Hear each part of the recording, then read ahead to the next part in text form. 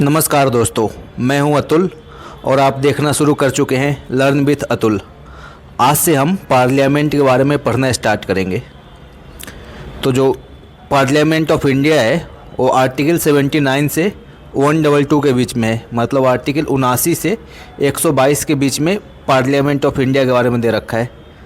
और Indian constitution का कौन सा पार्ट है, तो पार्ट 5 है, पार्ट 5 में दे रखा है। ठीक है, तो ये दोनों फैक्ट याद करो, पार्ट 5 और आर्टिकल 79 से 122। ठीक है, अब देखो पार्लियामेंट ऑफ इंडिया के 3 पार्ट होते हैं, मतलब जो भारत की संसद है उसके 3 पार्ट हैं, राष्ट्रपति, राज्यसभा और लोकसभा। ठीक, लेकिन आपको याद रखना है कि जो राष्ट्रपति है वो किसी भी हाउस के मेंबर नहीं है, मतलब कि राष्ट्रपति किसी भी सदन के सदस्य नहीं होते, लेकिन संसद का अभिन्न अंग है। क्यों है संसद का अभिन्न अंग? क्योंकि कोई भी जो बिल है ना, उनकी सहमति के बिना कानून नहीं बनता है। तो आपको ये याद रखना है कि जो राष्ट्रपति हैं वो संसद के अभिन्न अंग हैं। ठीक है, लेकिन वो किसी भी सदन के मेंबर नहीं है। और अपने पार्लियामेंट का 2 सदन है, राज्यसभा और लोकसभा। ठीक, तो यहाँ तक आपको समझ में आ गया कि पार्लियामेंट के 3 पार्ट हैं, प्रेसिडेंट, राज्यसभा और लोकसभा। लेकिन जो प्रेसिडेंट है वो किसी भी सदन के मेंबर नहीं है, लेकिन वो संसद का अभिन्न अंग है। क्यों? क्योंकि बिल उनकी सहमति के बिना नहीं बनता है। और अपना जो हम पार्लियामेंट्री सिस्टम फॉलो करते हैं वो किसके आधार पे है, तो वेस्टमिनिस्टर मॉडल, जो ब्रिटेन में चलता है ना, वेस्टमिनिस्टर मॉडल, उसके आधार पे हमारा अपना पार्लियामेंट चलता है। ठीक है, अब हम राज्यसभा के बारे में देखते हैं। राज्यसभा का मैक्सिमम स्ट्रेंथ हो सकता है 250। ठीक है, अब 250 कैसे होगा, तो उसमें से 238 लोग राज्य और केंद्र शासित प्रदेश से चुनाव लड़के आएंगे। ठीक, और 12 लोगों को राष्ट्रपति जी नॉमिनेट करेंगे। तो टोटल कितना हो गया, 250। ये मैक्सिमम स्ट्रेंथ है। जो 12 नॉमिनेट करेंगे वो किस फील्ड से होना चाहिए, तो literature, science, social science, art, 4 चीज़ में, आर्ट, लिटरेचर, साइंस और सोशल साइंस, कला, साहित्य, विज्ञान और समाज सेवा। इन चारों से राष्ट्रपति जी 12 लोगों को नॉमिनेट करते हैं राज्यसभा में, और 238 लोग राज्य और केंद्र शासित प्रदेश से चुनाव लड़के आएंगे। तो ये हो गया मैक्सिमम स्ट्रेंथ की बात। लेकिन अभी टोटल अभी प्रेजेंट में कितना है, तो अभी प्रेजेंट में 245। तो अभी पूछेगा कि राज्यसभा में अभी कितने टोटल सदस्य हैं, तो 245। 245 में कैसे है ब्रेकडाउन, तो 233 अभी राज्य और केंद्र शासित प्रदेश से चुनाव लड़के आए हैं और 12 को राष्ट्रपति जी ने नॉमिनेट किया है। ठीक है, और 4 फील्ड में नॉमिनेट करते हो, अभी आप देख ही लिए हैं। अब देखो इनका इलेक्शन मेथड क्या होता है। ये जो है इनका इलेक्शन करते हैं, जैसे मान लो बिहार से जो राज्यसभा के सदस्य आएंगे तो उनको कौन चुन के भेजता है, तो बिहार में जो विधानसभा है ना, जो हम विधायक चुन रखे हैं बिहार विधानसभा के लिए, तो वही सब विधायक सब वोट देते हैं राज्यसभा के सदस्य चुनने के लिए। ठीक है, तो पूछेगा इनका इलेक्शन कैसे होता है, तो इनका इलेक्शन होता है इनडायरेक्ट इलेक्शन। और इनके लिए कौन वोट देता है राज्यसभा के सदस्य के लिए, तो विधायक देते हैं। जो आपकी विधानसभा के विधायक है ना, वो इसके लिए वोट देते हैं राज्यसभा के इलेक्शन के लिए। ठीक, तो इनडायरेक्ट इलेक्शन है, ये आपको याद होना चाहिए। अब कौन सा सिस्टम यूज होता है इनके इलेक्शन में, तो उसको बोलते हैं प्रोपोर्शनल रिप्रेजेंटेशन। ये याद रखना, आनुपातिक प्रतिनिधित्व विथ सिंगल ट्रांसफरेबल वोट, ये याद कर लो, proportional representation with single transferable vote. यही प्रोसीजर राष्ट्रपति के भी इलेक्शन में फॉलो होता है, तो हम जब जाएंगे तो देख लेंगे। तो पूछेगा कौन सा प्रोसीजर फॉलो होता है, कौन सा सिस्टम है, तो proportional representation with single transferable vote. ठीक है, अब कैसे है ये आपको इतना डिटेल में नहीं समझना है, तो इसलिए बस याद कर लो कौन सा सिस्टम यूज होता है। इनडायरेक्ट इलेक्शन होता है, आपको पता है, एमएलएज वोट करते हैं, मतलब विधायक वोट करते हैं। ठीक है, अब आगे चलते हैं। अब हम लोकसभा के बारे में देखते हैं कि लोकसभा में कितने सदस्य होते हैं। तो देखो पहले क्या था कि लोकसभा में पहले मैक्सिमम स्ट्रेंथ 552 हो सकता था, लेकिन 104 कॉन्स्टिट्यूशनल अमेंडमेंट हुआ 2019 में। उसमें जो 2 एंग्लो इंडियन थे ना, उनको पहले नॉमिनेट किया जाता था, तो उनको अब हटा दिया कि भैया अब एंग्लो इंडियन नहीं रखा जाएगा। तभी मैक्सिमम स्ट्रेंथ कितना है, 550। याद रखना है कि आज के टाइम में अगर पूछेगा मैक्सिमम स्ट्रेंथ लोकसभा में कितना हो सकता है, तो 550। ठीक है, लेकिन अभी प्रेजेंट 550 का कैसे ब्रेक डाउन है वो देख लेते हैं। तो 530 स्टेट से आएंगे इलेक्ट होके, और 20 आएंगे यूनियन टेरिटरी से। मतलब 530 को जो 28 राज्य है वहाँ से चुन के भेजा जाएगा, और 20 लोगों को केंद्र शासित प्रदेश से चुन के भेजा जाएगा। टोटल 550 लोगों को भेजा जाएगा मैक्सिमम। लेकिन अभी एट प्रेजेंट कितना है, तो अभी है भाई 545। ठीक है, ये याद रखना। अब देखो इनका इलेक्शन मेथड क्या है, तो इनका होता है first past the post system.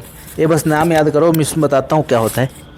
First past the post system, इसमें क्या होता है कि मान लो 5 लोग चुनाव लड़े किसी भी लोकसभा क्षेत्र से।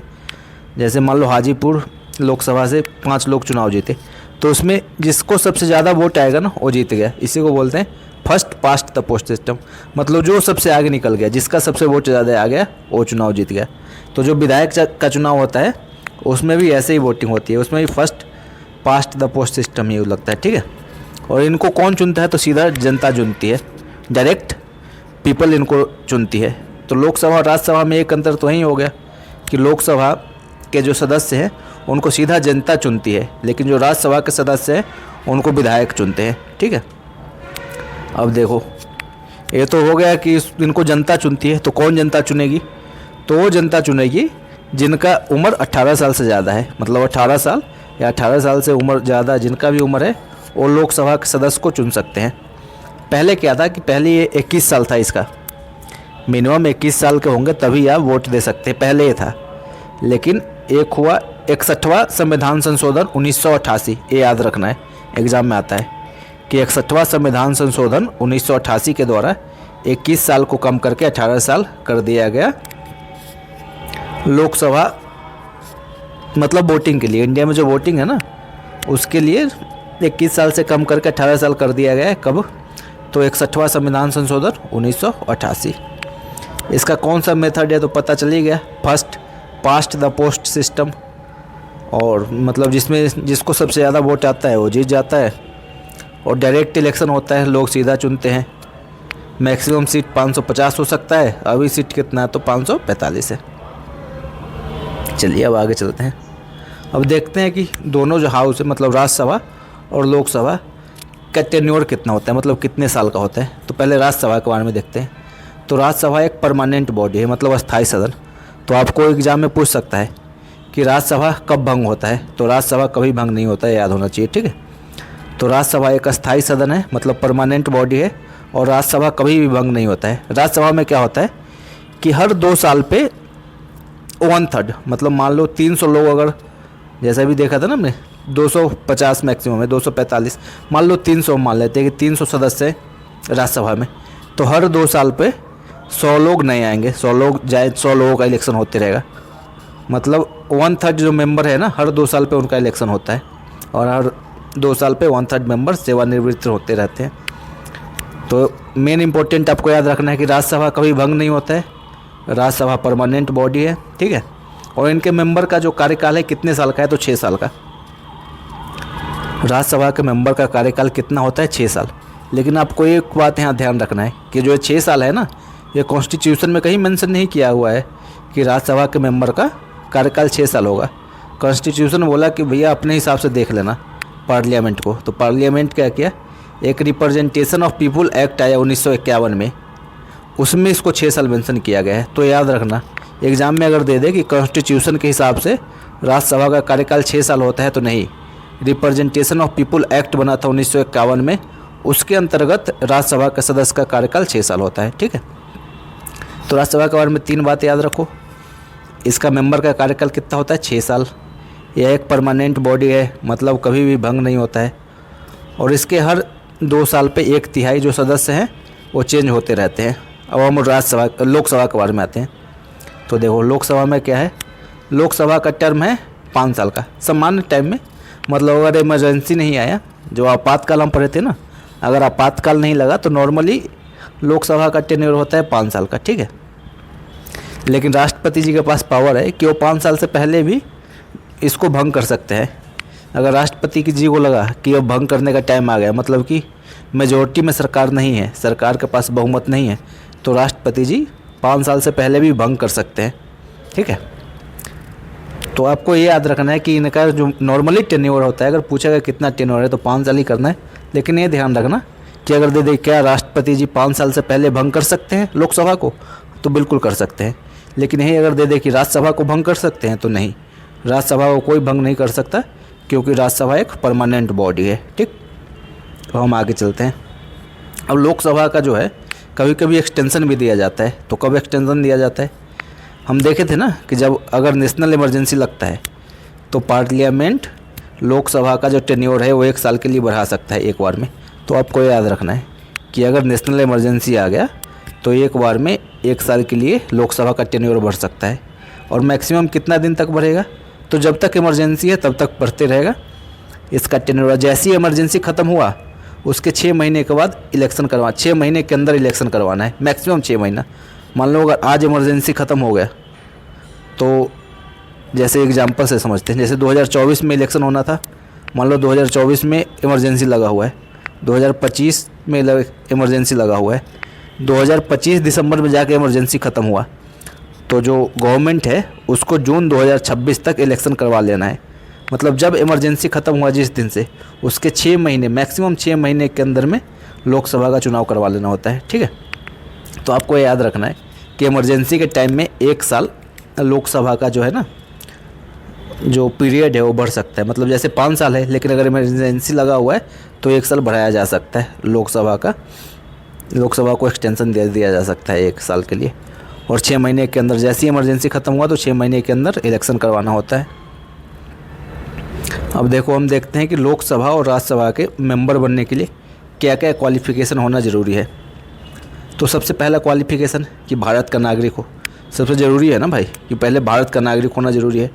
उसके बाद एज लिमिट कितना है, तो लोकसभा के मेंबर के बनने के लिए कम से कम 25 साल होना ज़रूरी है, और राज्यसभा के मेंबर के लिए तो 30 साल। समझ में आया, लोकसभा के मेंबर के लिए 25 साल और राज्यसभा के मेंबर के लिए कम से कम 30 साल। ठीक है, उसके बाद क्या होता है कि पहले क्या था, जैसे राज्यसभा का चुनाव अभी हम देखे ना कि राज्यसभा का चुनाव में वोट कौन देता है, विधायक सब देता है। तो पहले क्या था कि अगर आपको बिहार से राज्यसभा का चुनाव लड़ना है तो आपको बिहार का निवासी होना चाहिए, लेकिन अब इसको ख़त्म कर दिया है। कोई महाराष्ट्र का आदमी, जैसे अभी आप देखो आरजेडी में नेता है जो हरियाणा का है, ठीक है, और बिहार से वो राज्यसभा का सदस्य है, बिहार से राज्यसभा का सदस्य है। तो पहले क्या था कि अगर बिहार से राज्यसभा का सदस्य बनना है तो बिहार का ही आदमी होना चाहिए, लेकिन अब इसको ख़त्म कर दिया है। कहीं का भी आदमी आके किसी भी स्टेट से राज्यसभा का सदस्य बन सकता है। संजय यादव है उसका नाम। ठीक है, तो याद रखना इसमें 3-4 चीज़ कि कैसे मेंबर बन सकते हैं पार्लियामेंट के। तो भारत का नागरिक होना चाहिए, राज्यसभा के मेंबर के लिए 30 साल उम्र होना चाहिए, लोकसभा के मेंबर के लिए कम से कम 25 साल एज होना चाहिए, और किसी भी राज्य का आदमी जाके कहीं से भी चुनाव लड़ सकता है। ठीक है, बस उसका नाम होना चाहिए वोटिंग लिस्ट में, ये होना चाहिए। पहले था कि राज्यसभा का चुनाव लड़ना है तो आपको उसी राज्य से होना चाहिए, लेकिन अब ये क्राइटेरिया ख़त्म कर दिया गया है। ठीक, अब आगे चलते हैं। अब देखो कि अभी तो हम देख लिए कि इलेक्शन, अब इनको हटाया कैसे जाता है ये देखते हैं, वो अगले क्लास में देखेंगे, वीडियो लंबा हो जाएगा। ठीक है, डिस्क्वालिफिकेशन से हम अगले क्लास में स्टार्ट करेंगे, तब तक आप इसको रिवाइज कीजिए। अगर अभी तक आप इस चैनल को सब्सक्राइब नहीं किए तो इस चैनल को सब्सक्राइब कीजिए, और कमेंट करके बताइए कि आपको कैसा ये लेक्चर लगा है। धन्यवाद। लास्ट में मैं कुछ क्वेश्चन दे रहा हूँ, आप कृपया उसका आंसर कमेंट कीजिएगा।